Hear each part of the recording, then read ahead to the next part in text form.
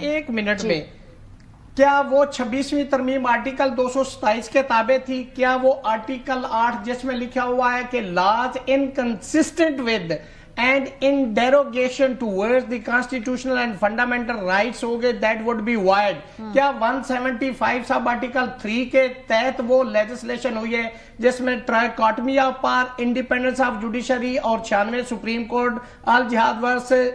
Trust versus Federation of Pakistan اس کے تابع ہوئی؟ اور اگر میں مان بھی لوں کہ 26ویں ترمیم for the sake of argument ٹھیک ہے، تو اسلام آباد ہائی کورٹ میں ججز لگانے کے لیے وہ بھی تو آئین کا حصہ ہے نا، وہ بھی تو 175A کے اندر لکھا ہوا ہے کہ سینئر 3 جو ججز ہوں ان میں سے چیف جسٹس لگانا ہے۔ آپ 10 دن آرام کر لیتے، یہاں ہو جاتا پروسیس، یہ لے آتے، ہم نہ شک کرتے۔ ہمارا شک یقین میں اس لیے بدل رہا ہے کہ یہ ہوگا ماریا، پلیز کیپ مائی ورڈز، یہ ہوگا کہ یہ باہر سے لایا ہوا جج یہاں چیف جسٹس بنائے گئے۔ میں ایڈوانس میں کہہ رہا ہوں کہ جو اسٹیبلش کرے گا کہ یہ ود میلا فائڈی ہے، ود میلس ہے اور بونا فائڈی نہیں ہے، میلا فائڈی سے ہے۔ ٹھیک ہے، کوئکلی بس رؤف فتح صاحب اس کا اگر آپ اس میں تھوڑا میں جو کون جواب دینا چاہتا ہے؟ جی میں اس کا جواب دینا چاہوں گا۔ دیکھیں بدنیتی کا عنصر اس میں اس لیے نمایاں نظر نہیں آ رہا کہ یہ ہے کہ صدر کا آرٹیکل 200 کے تحت اختیار ہے، جس کو لایا جا رہا ہے اس نے رضامندی کا اظہار کیا ہے، اور جن سے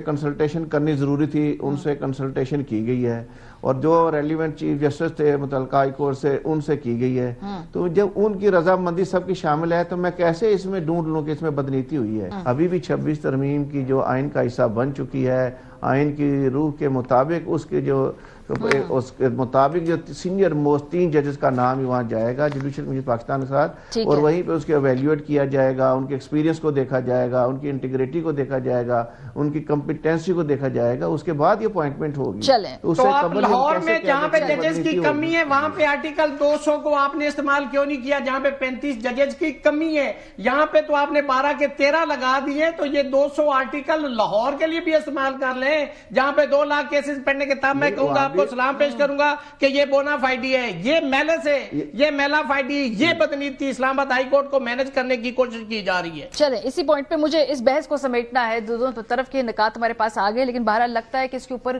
وکلا تنظیموں کی اپنی رائے بھی تقسیم ہے، اس لیے میں نے تمام عہدیداران کو آج دعوت دی تاکہ ہم جانیں کہ بھی اس کے اوپر کیا کوئی کنسنسس ہے یا نہیں، رائے تقسیم ہے۔ بریک پہ جائیں گے، واپس آئیں گے تو سیاسی طور پہ ابھی آگے کیا ڈیڈ لاک ہے یا ختم ہونے کے امکانات بھی ہیں، اس پہ بات کریں گے۔